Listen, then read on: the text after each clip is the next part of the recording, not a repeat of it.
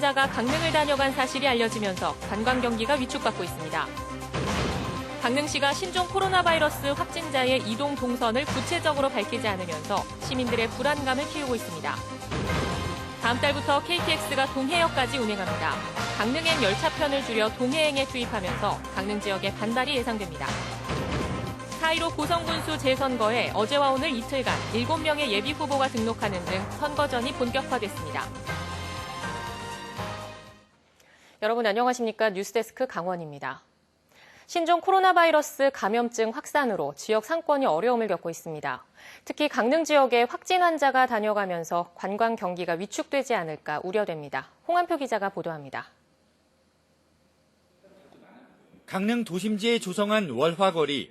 똑같은 토요일 오후 4시지만 코로나 바이러스가 확산하기 전인 1월 11일과 확산한 이후인 2월 1일, 인파가 크게 차이 납니다. 동해안 해변가를 찾는 관광객도 코로나 바이러스 확산 이후 크게 줄었습니다. 실제로 강릉시 3대 대표 유료 관광지인 오죽헌, 통일공원, 바다 부채길의 경우 코로나 바이러스 소식에 주말 관광객이 5,000명 넘게 줄었습니다.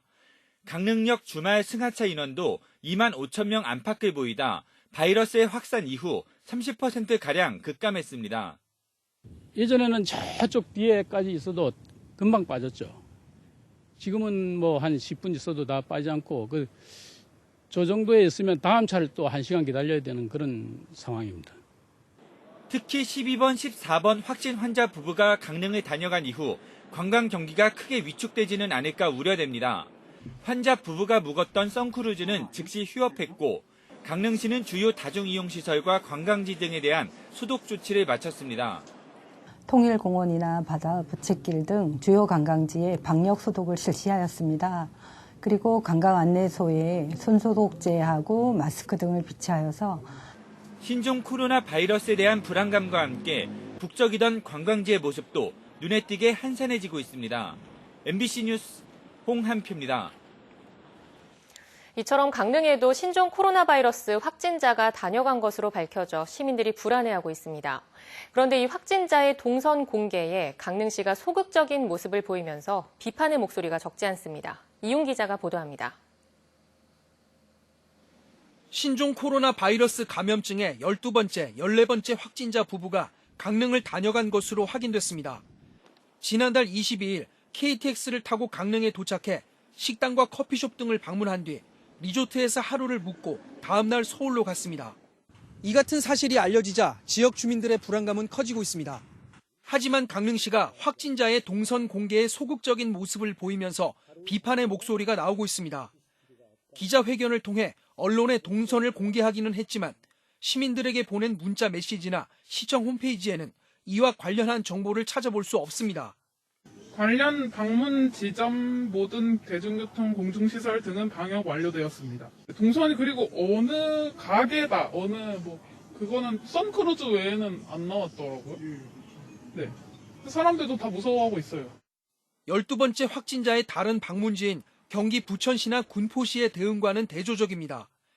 부천시와 군포시는 홈페이지는 물론 SNS를 통해 확진자의 동선을 상세하게 공개하고 있습니다. 시민들에게 보낸 문자 메시지에도 확진자의 동선이 나와 있습니다. 하지만 강릉시는 질병관리본부 지침에 따라 자체적으로 동선을 공개하기는 어렵다는 입장입니다. 저희가 그거를 월권을 해서 올린다 만다 해가지고 저희가 처벌을 받는다 안 받는다 이런 문제가 아니라 페널티 문제를 떠나가지고 어쨌든 이게 전체적으로 같이 이제 대응을 해야 되는 그 관계이기 때문에 불안감 조성과 개인정보 유출 등을 이유로 동선 공개가 적합한지에 대한 논란이 있지만 시민들의 알 권리와 대비책 마련 등을 위해서라도 지자체의 정보 공개가 필요하다는 지적이 나오고 있습니다. 한편 강릉시는 확진자가 다녀간 곳은 방역 소독을 마쳤고 접촉자들은 격리 조치한 만큼 지나치게 불안해하지 말 것을 당부했습니다. MBC 뉴스 이용입니다. 신종 코로나 12번, 14번 확진자 부부가 강릉을 다녀간 사실이 확인되면서 지역 학교에 휴강 결정이 내려졌습니다. 강원도교육청은 오늘부터 5일까지 돌봄과 방과 후 학교를 운영하고 있는 강릉 지역 27개 초등학교에 휴강을 결정했습니다. 또 방과 후 학교를 운영하고 있는 공립유치원 25곳과 사립유치원 10곳, 사립학원과 교습소에도 잠정 휴업을 권고했습니다. 도교육청은 해당 확진 환자와 접촉한 사람들의 잠복기가 오는 5일까지여서 지역사회 감염을 막기 위해 불가피하게 내린 조치라고 밝혔습니다. 4.15 고성군수 재선거 선거전이 예비후보 등록을 시작으로 본격화됐습니다. 어제부터 예비후보 등록이 시작된 가운데 더불어민주당 한명준 전 군의원과 자유한국당 신준수 전 육군본부 부관감실 총무과장, 윤승근 전 고성군수, 조의교 자유한국당 강원도당 부위원장, 최태욱 전 재경 고성군민회장, 무소속 김규식 전 강원도 환동회본부 기획총괄과장, 무소속 신창섭 전 MBC 베를린 특파원 등 7명이 등록을 마쳤습니다. 예비후보자는 선거 사무소를 설치할 수 있고 홍보물 발송과 명함 배부 등도 가능합니다.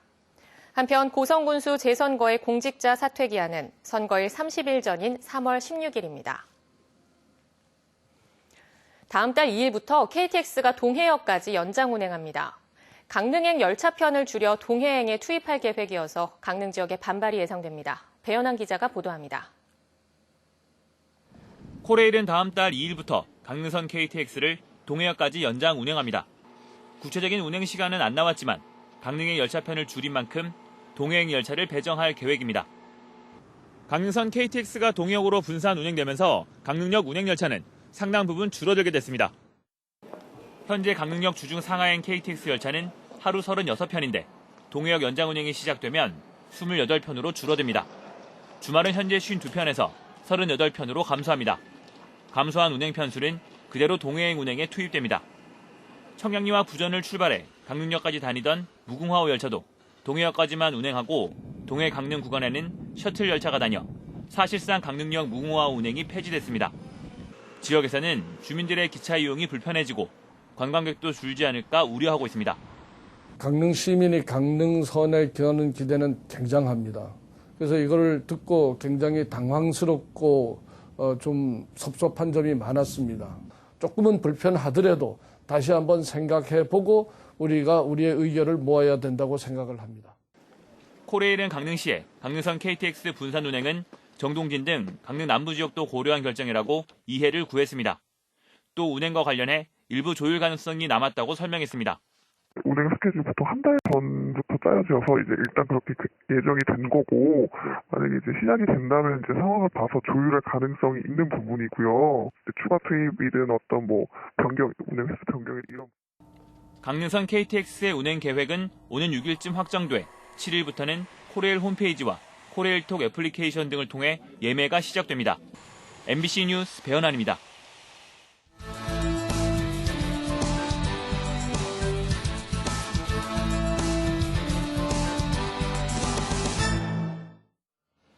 정선 알파인 경기장 철거 반대 범국민 투쟁위원회는 가류항산 알파인 경기장을 보존하고 2024년 동계 청소년 올림픽 경기장으로 활용할 것을 촉구했습니다.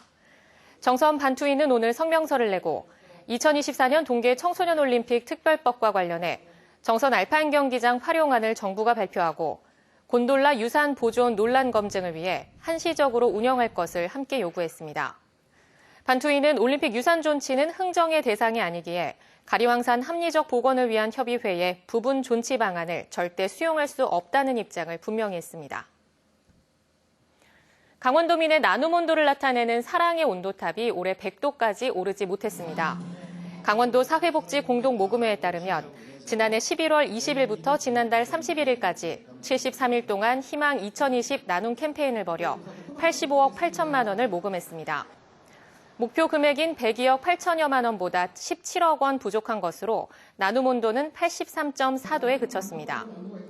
강원도 사회복지 공동모금회는 장기화된 경기 침체와 지난해 강원 지역의 산불과 태풍 등 큰 재난이 많이 발생해 모금액이 줄어든 것으로 분석했습니다.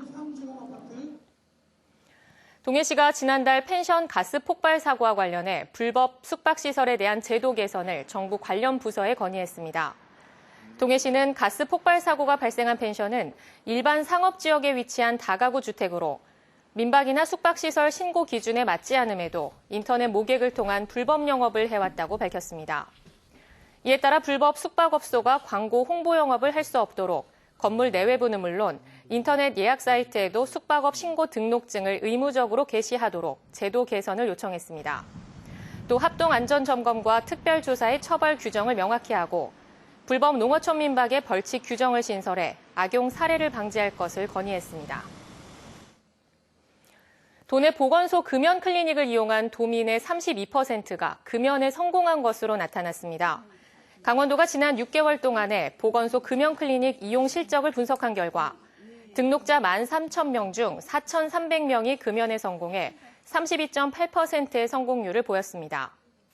시군별 성공률은 정성군이 42%로 가장 높았고 흡연 인구 대비 등록률은 고성군이 11%로 가장 높았습니다.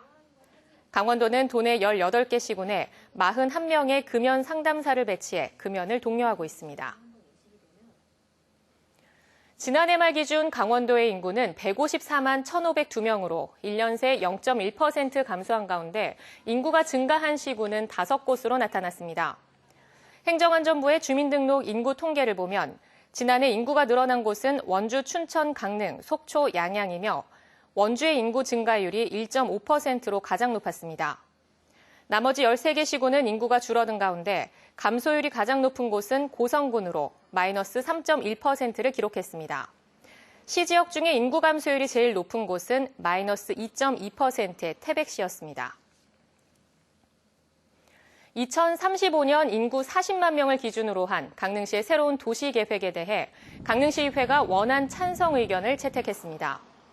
강릉시가 제출한 2035년 강릉 도시 기본 계획에 따르면 현재 강릉시 인구인 22만 명의 2배에 달하는 상주 인구 40만 명을 바탕으로 청정환경 생태도시, 세계적인 관광 휴양도시, 문화예술 창조도시, 첨단 산업물류 녹색성장 중심도시 등 4대 목표를 제시했습니다.